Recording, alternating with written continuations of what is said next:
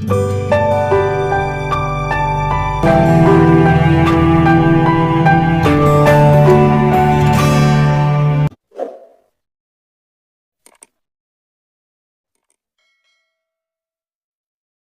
dunia ini, nabi mana ya yang di dalam perjanjian lama dan perjanjian baru serta di Al-Qur'an yang berani mengatakan bahwa aku dan Bapa adalah satu, kamu melihat aku sama dengan melihat Bapa, yaitu Allah.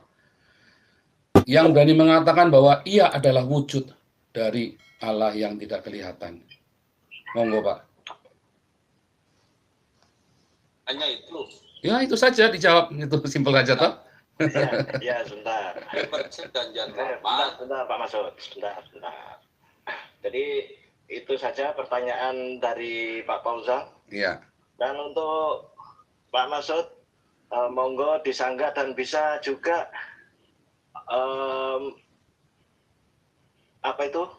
menanyakan kembali, menyanggah kembali jawaban dari Bapak Fauzan yang tadi.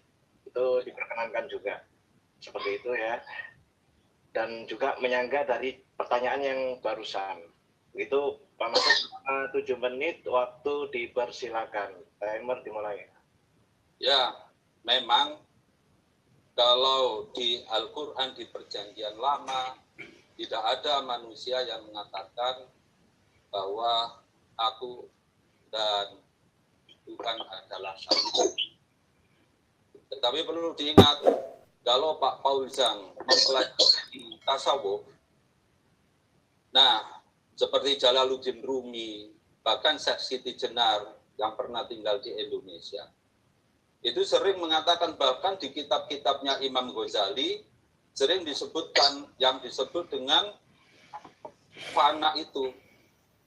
Nah, Jalaluddin Rumi, sebagaimana orang-orang tasawuf juga memahami, nah, itu ana al-haq, saya adalah al-haq, saya adalah Allah.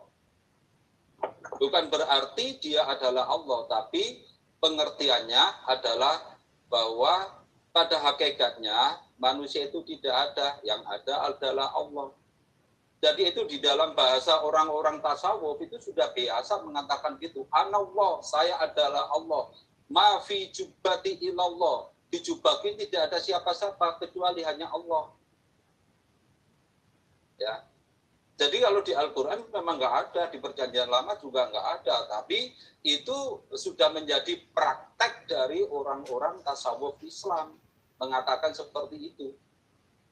Ya, bukan Nabi.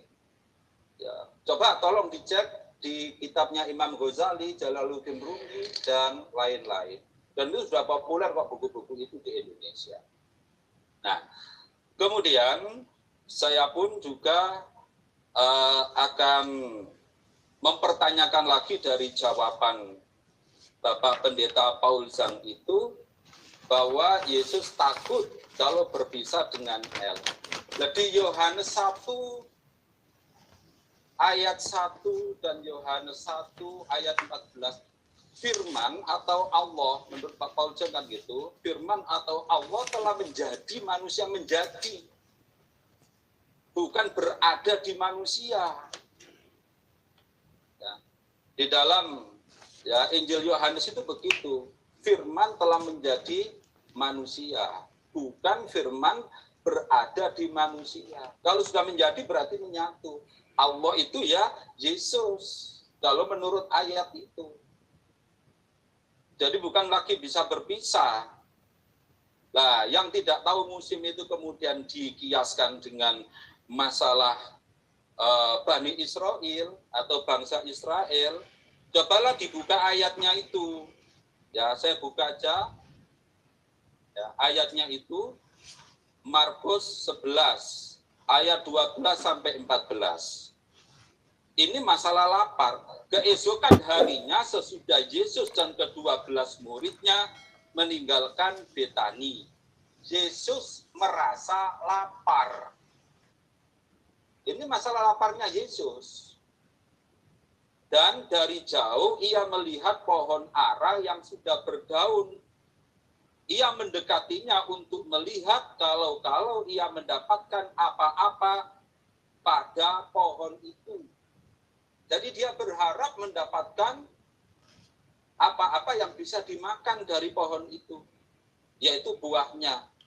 Tetapi waktu ia tiba di situ, ia tidak mendapat apa-apa selain daun-daun saja, sebab memang bukan musim buah ara.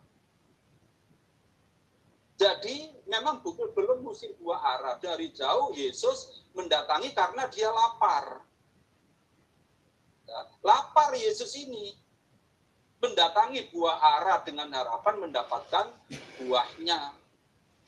Nah, Yesus kan diberi keistimewaan oleh Allah.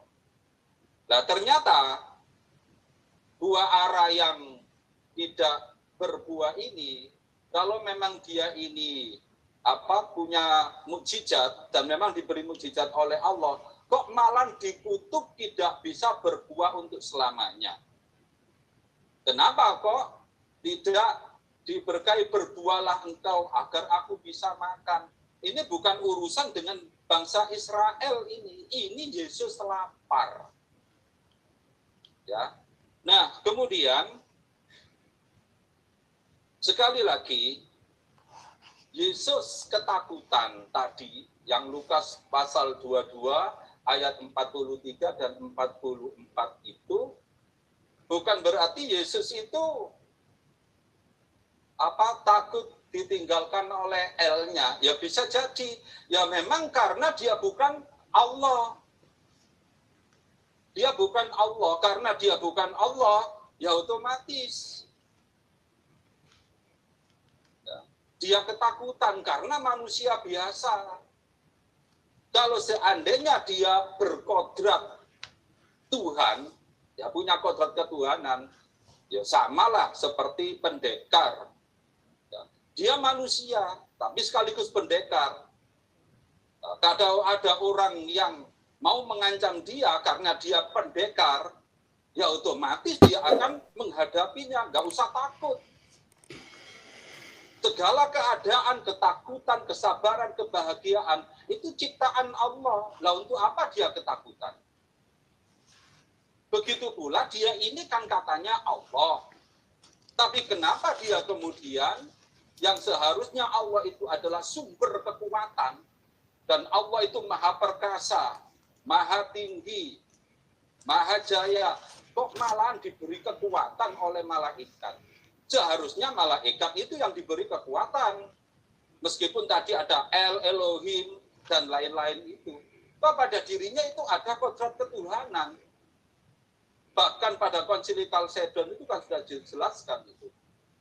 Berkodrat ketuhanan. Jadi kalau dia Tuhan, sifat-sifat ketuhanan ada pada dirinya, nggak usah diberi kekuatan oleh malaikat, tapi dia sendiri bisa menciptakan kekuatan dari dirinya sendiri. Oh, dia itu Allah katanya. Nah, inilah yang perlu kita penjelasan lebih lanjut dari luar biasa. Ya, sanggahan dari Pak Masud, untuk pertanyaan Bapak Paulzang juga mengulas kembali apa jawaban dari Pak Paulzang sebelumnya. Dan untuk melaju ke season berikutnya, pertanyaan dari pihak Muslim ya, pihak Muslim ke pihak Kristen yang diajukan oleh Pak Masud selama 5 menit, waktu dipersilakan. Timer mulai. Saya kira itu aja, biar Pak Paulzang menjawab. Jadi itu sekaligus pertanyaan ulang saya. Jadi Pak Paulzang sudah paham ya pertanyaannya tadi, Pak? Ya. Ya. Langsung jawab. Sebentar. Oke, saya rasa Pak Paulzang sudah mengatakan paham dan poin-poin pertanyaan Ustadz Masud yang disampaikan sekalian dari sanggahan dari yang barusan. Saya kira sekarang waktunya Pak Paulzang selama 7 menit menjelaskan dari pertanyaan Ustadz Masud. Timer dimulai. Ya, tentang pohon ara di Perjanjian Lama di 1 Raja-Raja 4 ya, 1 Raja 4 dan 2 Raja-Raja 18 itulah cerita tentang Israel dan pohon ara. Jadi kita tahu semua dalam Perjanjian Baru itu adalah mengulang kembali semua simbol-simbol di dalam Perjanjian Lama. Makanya pohon ara itu selalu mewakili Israel. Nah, kita tidak bisa mengatakan bahwa Yesus kok harus bikin mujizat lah. Siapa kita kok ngatur Yesus? Nah, Yesus selalu menggunakan setiap momen untuk mengajar murid-muridnya, untuk mengajar, memberitahu, dan bernubuat. Jadi bukan masalah laparnya Yesus, karena di situ tidak disebutkan Yesus marah-marah, tidak disebutkan karena Yesus kecewa, tetapi Yesus lapar, Yesus melihat ada pohon ara yang sudah berdaun, ya, tetapi belum berbuah, dan Yesus langsung berkata, kamu tidak akan berbuah lagi selama-lamanya, lalu pohon ara itu mati. Mengapa Yesus tidak membuat mujizat menyembuhkan atau membuat pohon ara itu berbuah? Karena memang itu adalah sebuah nubuatan. Jadi jangan ditanya kedaulatan dari Allah. Nah, itu sama saja Anda bertanya mengapa pisang itu bengkok. Nah, seperti itu ya. Nah, yang kedua, keterpisahan dengan L tadi ya. Di dalam Yohanes 1 ayat 14 itu jelas bahwa firman itu telah menjadi manusia. Lalu apakah manusia itu? Kalau saudara buka di dalam Kejadian 1 ayat 26-27 ya, berkali-kali dikatakan bahwa manusia diciptakan menurut gambar dan rupa Allah. Jadi jangan dibalik, bukan Yesus serupa manusia, tapi manusia diciptakan menurut gambar rupa Elohim yang tadi adalah Yesus. Nah, di dalam manusia itu ada tubuh dan ada jiwanya, juga ada rohnya. Roh manusia adalah Allah, berasal dari Allah dan akan kembali kepada Allah. Tubuhnya akan kembali kepada tanah, jiwanya itu yang nanti akan dihakimi. Itu di dalam pemandangan Kristen dan Yudaisme, sama seperti itu. Ya, nanti ayat-ayatnya panjang, nanti kalau mau saya bisa bukakan juga. Kemudian, jadi kalau cerita manusia Yesus, maka yang pasti terdiri dari tubuh dan jiwanya. Jiwa itu terjadi karena ada pertemuan roh dengan tubuh. Sarka. Sarka itu berarti juga hawa nafsu. Berarti Yesus memiliki kedagingan, memiliki hawa nafsu daging, sarka. Itulah sebabnya tidak disebut antropon, manusia biasa, tapi sarka. Firman itu menjadi sarka, artinya mempunyai rasa lapar, mempunyai emosi, mati, ya, mempunyai semua sifat-sifat lahiriah. Sebab memang Yesus harus menjadi manusia untuk bisa menebus manusia. Matius 20 ayat 28, memang untuk itulah Yesus datang, ya, untuk menjadi tebusan bagi banyak orang. Ya, itu seperti itu ceritanya. Jadi ketika manusia Yesus itu berpisah dengan rohnya, Yesus itu sangat ketakutan. Ketakutan Yesus hanya itu. Kalau dibaca di Yohanes 17, ya, satu perikop itu tentang doa Yesus untuk murid-muridnya. Yesus berkali-kali berkata, aku seperti engkau dan aku satu. Engkau di dalam aku dan aku di dalam engkau. Dan itu seperti itu. Nah, kata engkau di dalam aku ini, dari kekekalan sampai kekekalan itu tidak pernah terlepas. Engkau di dalam aku di dalam engkau. Sampai di hari penyaliban itulah Yesus berseru, Eli Eli lama sabachthani. Jadi itulah pengalaman yang tidak pernah dirasakan oleh Yesus, ya, dalam masa kekekalan, yaitu terlepas dari Bapaknya. Dan untuk sesaat, seketika lamanya harus terlepas. Itu seperti itu jawabannya. Tadi ada satu lagi, saya tadi lupa catat karena terlalu cepat. Ada satu pertanyaan lagi, apa tadi ya? Boleh tolong diulang, tadi kurang satu.